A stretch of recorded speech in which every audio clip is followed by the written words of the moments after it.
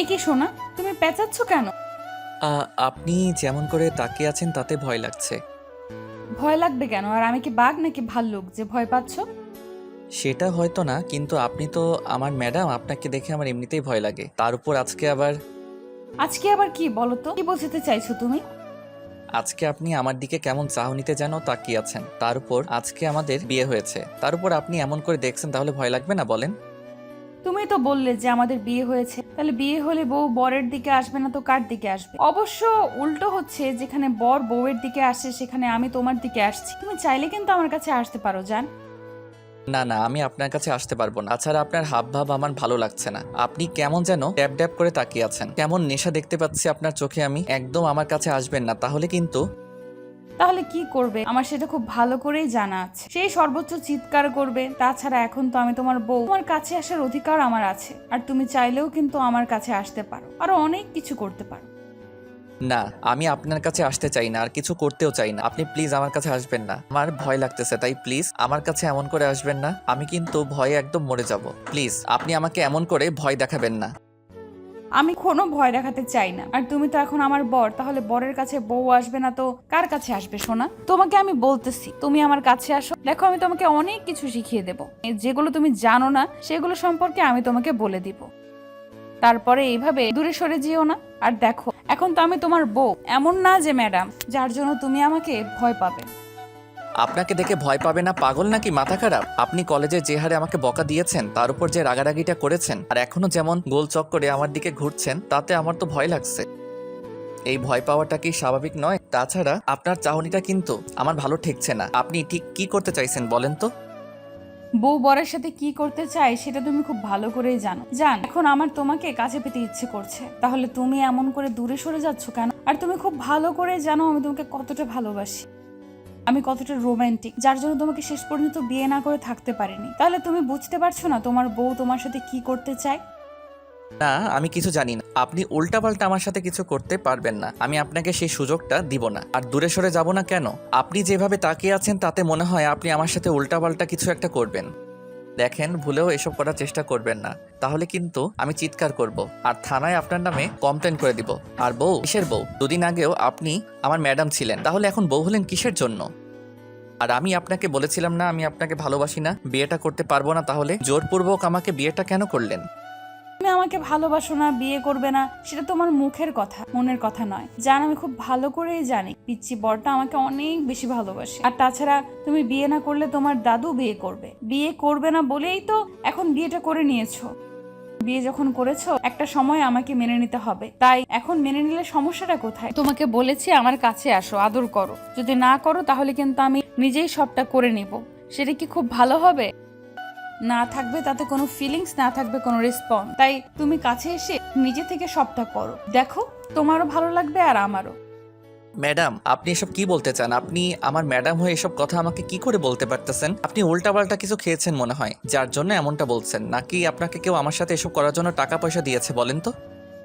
ঈশান, এবার কিন্তু আমি রেগে যাচ্ছি। তুমি এসব কি উল্টাপাল্টা কথা বলছো? আমি তোমাকে বলছি না যে আমি তোমাকে ভালোবাসি? তোমার কি আমার কথাগুলো বিশ্বাস হয় না? এতগুলো দিন যাবত আমি তোমার পেছনে পড়ে আছি, ভালোবাসার কথাগুলো বলে যাচ্ছি, বারবার তোমাকে কাছে টেনে নেওয়ার চেষ্টা করছি, আর তুমি কিনা আমাকে এমন করে ইগনোর করতে চাও। তোমাকে কি করলে বোঝাতে পারবো কতটা ভালোবাসি বলো তো? আপনি কোনো কিছু করে আমাকে বোঝাতে পারবেন না, কারণ আপনার কথা আমার বিশ্বাস হয় না। আমার মনে হয় আপনি কোনো কারণে আমাকে এমন করে নিজের কাছে টেনে নেওয়ার চেষ্টা করছেন, আর এরকম ভালোবাসার অভিনয় করতেছেন। কি জন্য এরকমটা করেন সত্যি করে বলেন তো? তোমার কি আমাকে দেখে ওইসব বাজে মেয়েদের মতো মনে হয়? তুমি খুব ভালো করেই জানো কলেজের কতগুলো ছেলে আর টিচার আমাকে পছন্দ করতো, আর তাদের মধ্যে তুমি একজন। তুমি আমাকে যে কত বেশি পছন্দ করতে আর ভালোবাসতে আমি সেটা খুব ভালো করেই জানি। তাহলে তুমি আমাকে এখন ভালোবাসতে পারবে না কেন? আর ভালো না বাসলেও সমস্যা নেই, এখন তো তুমি আমার বর। আমি তোমার থেকে ভালোবাসাটা আদায় করে নেব। অধিকার কি করে আদায় করে নিতে হয় সেটা আমি জানি সোনা। আমি আপনার সাথে কিছুই করতে পারবো না। আপনাকে না বিয়ে করতে চাইছিলাম, আর বউ হিসেবে তো মেনে নেওয়াটা দূরে থাক। আপনি যদি জোর করে সবটা করতে চান তাহলে করতে পারেন, কিন্তু কখনো আমার থেকে স্ত্রীর অধিকারটা পাবেন না। আপনি খুব ভালো করেই জানেন আমি আপনাকে দেখে কতটা ভয় পাই, তাহলে আপনাকে স্ত্রী হিসেবে কি করে মেনে নিব? ভয় কি এ কারণেই পাওয়া আমি রাগী আর জেদি ছিলাম বলে? আচ্ছা, তোমাকে কখনো আমি গায়ে হাত দিয়েছি? তোমাকে কখনো হয়তো বকা দিয়েছি, রাগারাগি করেছি, তাই বলে কি তুমি দেখেছো অন্য সব ছাত্রছাত্রীদের মতো তোমাকে কখনো মেরেছি? ওইটা তুমি আমার বকা কেন বলতেছো? ওইটা তো আমার ভালোবাসা ছিল জান, তুমি বুঝতে পারো না? এই ছেলে, তুমি কি এতটাই বোকা যে আমার ভালোবাসাটা তুমি বুঝতে পারো না? আসলে কি বলতো, মানুষ এতটা কাছে থেকে নিজের ভালোবাসার মানুষটাকে বুঝতে পারে, আর তুমি কি না সামান্য বিষয়টা বুঝতে পারলে না? আসলে তুমি একটা গাধা। কি করে যে পিচ্চিটাকে আমি ভালোবেসেছিলাম ওপরওয়ালাই ভালো জানে। এখনো সময় আছে, আমি বলতেছি তুমি দরকার পড়লে সময় নাও। আমাদের বিয়ে যেহেতু হয়েছে, আমরা তো এক হয়ে গেছি। তুমি যখন তখন চাইলে আমাকে কাছে টেনে নিতে পারো, ভালোবাসতে পারো, কিন্তু এমন করে আমাকে কখনো দূরে সরিয়ে দেওয়ার চেষ্টা করো না, যার জন্য আমি অনেক বেশি কষ্ট পাই, উল্টাপাল্টা কিছু করে ফেলি, তারপর কিন্তু তোমাকেই কষ্ট পেতে হবে। ম্যাম, আপনি কেন বুঝতে পারছেন না এই সম্পর্ক হওয়ার সম্ভাবনা? আপনি কেন এরকম পাগলামি করলেন বলেন তো? একটা সময় আপনি আমার ম্যাম ছিলেন, 2 দিন আগেও ছিলেন, আর জোরপূর্বক আমাকে আব্বু আম্মুর কাছে এসে বললেন যে আপনি আমাকে ভালোবাসেন, বিয়ে করবেন। শুধু এটাই বলেননি, আপনি বলেছেন আমরা দুজন দুজনকে ভালোবাসি। আমি কোন জন্মে আপনাকে ভালোবাসলাম? সত্যি করে একটা কথা বলেন তো। তোমার কি মনে হয় এগুলো বলাতে ওরা রাজি হয়েছে? তোমার আমার বয়সের ডিফারেন্স 4 বছরের, তাহলে ওরা এত সহজে রাজি হবে কি করে? ওদের আমি আরো কিছু বলেছি, তুমি সেটা জানো না সোনা। আরও কিছু বলেছেন মানে? কি বলেছেন আপনি? উল্টাপাল্টা কি বুঝিয়েছেন ওদের? সত্যি করে কথা বলেন তো। আপনাকে দেখে কিন্তু আমার ভয় লাগতেছে। আপনি কিন্তু উল্টাপাল্টা যা ইচ্ছে তাই বলতে পারেন। আপনার হাবভাব আমার একটু ভালো লাগতেছে না। সত্যি করে বলেন ওদের কি বুঝিয়েছেন, যার জন্য এরকম জোরপূর্বক 2 দিনের মধ্যে আমাদের বিয়েটা দিল? একটা মেয়ে একটা ছেলের বাসায় এসে কি বলে তারা বিয়েতে রাজি হয়, তুমি সেটা বুঝতে পারো না? তুমি এতটা গাধা না, যতটা গাধা হওয়ার চেষ্টা করতেছো। তাই খুব ভালোভাবে বলতেছি, তুমি আমাকে মেনে নাও। আর যদি বিয়ে করার পরও এখন আগের মতো অবহেলা করো, তাহলে কিন্তু আমি খুব বেশি খারাপ হয়ে যাব। তুমি বিয়ের আগে যে রাগী চেহারাটা দেখতে পাও, এখন সেটা দেখতে পাবে। তাই সেটা কি খুব ভালো হবে বলো? তাহলে এরকম পাগলামিটা আপনি কেন করলেন বলেন? দরকার পড়লে জোর করব। আর যখন তোমার বাবুর আম্মু হয়ে যাব, ওই বেবিটাকে ছেড়ে তুমি কোথাও যেতে পারবে না। তাছাড়া ম্যাডাম স্টুডেন্টদের সম্পর্ক হয় না, এই তো ভালো। এখন তুমি আমার বর, আর তাছাড়া এই বাইরে অন্য কিছু নই। কলেজের বিষয়টা আলাদা, কিন্তু বাসায় তো দুজনেই স্বামী স্ত্রী। তাই এখন এরকম না দেখে তুমি আমার কাছে আসো। যদি না আসো তাহলে কিন্তু আমাকে আসতে হবে, আর আমি কাছে আসলে কি করতে পারি সেটা তুমি খুব ভালো করেই জানো। কি কি করবেন আপনি? আপনার হাবভাব কিন্তু আমার ভালো ঠেকছে না। আপনি একদম উল্টাপাল্টা কিছু করার চেষ্টা করবেন না আমার সাথে। তুমি খুব ভালো করে জানো যে আমি কি করতে পারি আর না পারি। কলেজের মধ্যে তোমাকে যখন ভালোবাসার কথাগুলো বোঝানোর চেষ্টা করতাম, তখন তোমার আর আমার মাঝে কি কি হয়েছে তুমি সেটা খুব ভালো করেই জানো। নিশি ম্যাডামের মুখে এমন ধারা কথা শুনে ঈশান অনেকটা ভড়কে গেল। তারপর সেই ভাবনাতে ডুব দিল, কারণ 6টা মাস যাবৎ নিশি ম্যাডাম ওর পেছনে পড়ে আছে। যেখানে নিশি ম্যাডাম এত বেশি সুন্দরী একটা মেয়ে, যার জন্য কলেজের অধিকাংশ স্টুডেন্ট, এমনকি টিচাররা পর্যন্ত ওনার প্রেমে পাগল। কয়েকজন টিচার পর্যন্ত ম্যামকে বিয়ের প্রপোজাল দিয়েছে। তার উপরে স্টুডেন্টদের থেকে তো প্রায় লাভ লেটার পেয়েছে। তারপরও নিশি রাজি হয়নি। আর ঈশান যেদিন কলেজে প্রথমবার পা রাখে, সেদিন নিশি ম্যাডামের সাথে ওর একটা ধাক্কা লাগে। নিশি ম্যাডাম পড়ে যেতে গেলে ঈশান ওনাকে জড়িয়ে ধরে ফেলেছিল। ভয়ে নিশি ম্যাডাম ওকে দুহাতে শক্ত করে আঁকড়ে ধরেছিল। তারপর অনিচ্ছাকৃত ঈশানের সাথে ওনার ঠোঁট জোড়া লেগে গিয়েছিল। তখন যেন নিশি আর একদম পৃথিবীতেই ছিল না। আর নিশি ম্যাডাম তারপর থেকে ভাবতে শুরু করে, তারপর আবার ঈশান আর ওনার বয়সের ডিফারেন্স আর ওনাদের সম্পর্কের কথাটা ভেবে ওদের ঈশানকে দূরে সরিয়ে দেওয়ার চেষ্টা করেছে, কিন্তু পারতো না। আর ঈশান ওকে লুকিয়ে পছন্দ করত, কিন্তু নিশি রাগী একটা ম্যাডাম, তাই ওনার কাছে আসার চেষ্টা করতো না। কিন্তু নিশি ম্যাডাম ঈশানকে ভালোবেসে ফেলেছিল। ওর সহজ সরলতা, কেমন বাচ্চামি স্বভাবটা নিশি ম্যাডামকে ওর প্রেমে পড়তে বাধ্য করেছিল।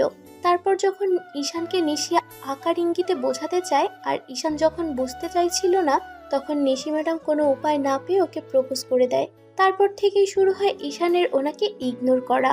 আর ঈশান ওর বন্ধুদের কাছ থেকে, তারপর ওর আব্বু আম্মুর কাছ থেকে শুনতে পায় যে এগুলো হওয়া কখনোই সম্ভব না। তাই ঈশান ইগনোর করতে শুরু করে। কিন্তু এটাই যেন ওর জন্য বিষ হয়ে দাঁড়ালো। 6টা মাস যেতে না যেতেই নিশি রেগে ঈশানের বাসায় চলে আসে আর বলে ওদের মাঝে সবই হয়েছে, তাই ঈশানের বেবিটা নিশির পেটে। এমন কিছু শোনার পর ঈশানের আব্বু আম্মু অনেক ভয় পেয়ে যায়। তারপর নিশির আব্বু আম্মুকে কান্না করে সবটা বললে ওরা দুই পরিবার একটা মিটিংয়ে বসে। তারপর ঠিক করে ওদের বিয়ে দেবে। আর 2 দিন পরে ওদের বিয়ে হয়। আর আজকে ওদের বাসর রাত ছিল। আর বাসর রাতে ওদের মাঝে কি কথা হলো সেটা তো আপনারা খুব ভালোভাবেই জানতে পারলেন। তো ঈশান চুপচাপ করে আছে। দেখে এবার নিশি এসে ওর সামনে দাঁড়ালো। তখন ঈশান মাথাটা উঁচু করতেই নিশি ওর মুখের পাশে হাত রেখে বুকে আলতো করে মাথা রেখে বলতে লাগলো, আমি কি এতটাই দেখতে খারাপ যে তুমি আমাকে একটুও ভালোবাসতে পারো না? আমাকে তোমার একটুও পছন্দ না? যেখানে কলেজের হাজার হাজার স্টুডেন্ট আমাকে পছন্দ করে, সেখানে তুমি কিনা আমাকে এমন করে দূরে সরিয়ে দিতে চাইছো? ম্যাডাম, আপনি জানেন এই সম্পর্ক হওয়ার পর থেকে সবাই কী রকম বাজে কমেন্ট করতে শুরু করবে? তারপর আপনি এমনটা কেন করলেন? আপনি জানতেন না এই সম্পর্ক হলে আমরা কেউই ভালো থাকতে পারবো না? সমাজের মানুষ আমাদের নানা ধরনের কথা বলতে থাকবে। তাহলে আপনি এরকম একটা পাগলামি কেন করতে গেলেন বলেন? ঈশান দেখো, সমাজের মানুষ অনেকেই অনেক কথা বলে, কিন্তু সেগুলো ধরে বসে থাকলে আমাদের চলবে না। তাছাড়া কে কি বললো, কার কি মন্তব্য, সেটা ধরে বসে থাকলে কিন্তু লাইফে ভালো থাকা যায় না। আর আমি খুব ভালো করে জানি তুমি আমাকে কতটা ভালোবাসো। এখন কথা না বাড়িয়ে তুমি বলো আমাকে কি করতে হবে যার জন্য তুমি আমাকে মেনে নেবে আর আমাকে ভালোবাসতে পারবে। আমি অত কিছু জানতে চাই না, আমি শুধু তোমাকে চাই, তোমার ভালোবাসাটা চাই। এর বাইরে আমি আর অন্য কিছু চাই না। তুমি যদি বলো তোমার জন্য নিজেকে শেষ করে দিতে হবে, এটাও করতে রাজি আছি। আপনি জানতেন না আমাকে বিয়েটা করলে আমি আপনাকে কখনো স্ত্রী হিসেবে মানতে পারবো না? তারপর আপনি এরকম একটা পাগলামি করলেন। আসলে আপনি একটা পাগল, না হলে এরকমটা করতেন না। পাগল নয়, তোমার পাগলি। আর তুমি খুব ভালো করে জানো এই নিশি কি করতে পারে আর না পারে। যাকে ভালোবাসি তাকে দূরে সরিয়ে দেই কি করে? তাহলে তুমি তো আমার লাইফের ফার্স্ট লাভ। বাবু, তুমি ভয় পাইতেছো যে আমি তোমার উপর রাগ অভিমান দেখাবো, তাই না? কিচ্ছু হবে না সোনা, ট্রাস্ট মি। একবার বিশ্বাস করে দেখো, কখনো তোমাকে বকাঝকা করবো না। তুমি ভাবতেছো আমি তোমার থেকে বয়সে সিনিয়র দেখে তোমার উপর সবসময় অধিকার আর দায়িত্ব চাপিয়ে দেবো? তেমনটা কখনো হবে না। তুমি যা বলবে উল্টো আমি সেটা শুনবো। তুমি যদি বলো কলেজের চাকরিটা ছেড়ে দিতে হবে, সেটাই হবে। আর তুমি যদি বলো তোমার ভালোবাসার প্রমাণ দেওয়ার জন্য আমাকে সুইসাইড করে নিতে হবে, সেটাই হবে। নিশির এমন ধারা কথাগুলো শুনে ঈশানের বুকের ভেতরটা মোচড় দিয়ে উঠল। ঈশান তাড়াহুড়ো করে নিশিকে বুকের সাথে শক্ত করে চেপে ধরে কান্না করে দিয়ে বলতে লাগলো, এসব কথা আর কখনো বলবেন না। আমি আপনাকে ভালোবাসি কিনা জানি না, কিন্তু এসব কথা শুনলে আমার খুব ভয় লাগে। আপনাকে আমি কি করে বোঝাই যে সম্পর্কটা হওয়া সম্ভব ছিল না? তারপর আপনার রাগ আর জেদের কাছে আমাকে হার মানিয়ে দিলেন। রাগ আর জেদ নয়, ওইটা আমার ভালোবাসা। তুমিও জানো আমি তোমাকে কতটা ভালোবাসি। তাহলে এখন ভালোবাসতে সমস্যা কোথায়? ঈশান চুপ করে আছে।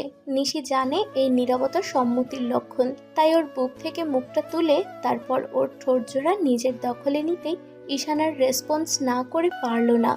দুজন দুজনকে নিজেদের সাথে মিশিয়ে নিল। তো ভালো থাক ভালোবাসা। আমাদের দেয়া গল্পটি যদি আপনাদের ভালো লেগে থাকে তাহলে একটি লাইক করুন। আরও নতুন নতুন গল্প পেতে চ্যানেলটি সাবস্ক্রাইব করে বন্ধু হয়ে আমাদের পাশে থাকুন। ধন্যবাদ সবাইকে।